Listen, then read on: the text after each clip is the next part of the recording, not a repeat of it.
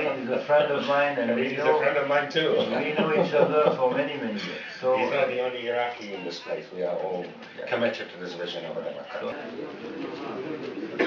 Okay, so we will have a film and start with some witness presentation by some companies who are already present in Iraq, and 3 of them will Je suis content de réaliser des schémas directeurs de l'assainissement des villes de Soran et Khalifan, toujours sur les cas, pour le compte du gouvernement d'Erbil, sous financement FAZEL, sur des projets d'eau et d'assainissement qui sont faits pendant cette année-là.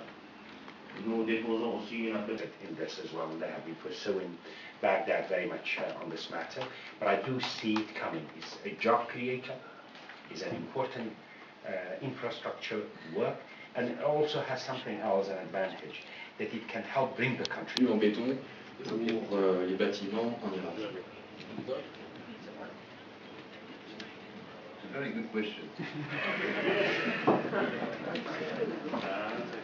Well, actually, I can tell you, I used to be an engineer before I got involved in politics. I am concerned about the quality of construction in Kurdistan. I'm concerned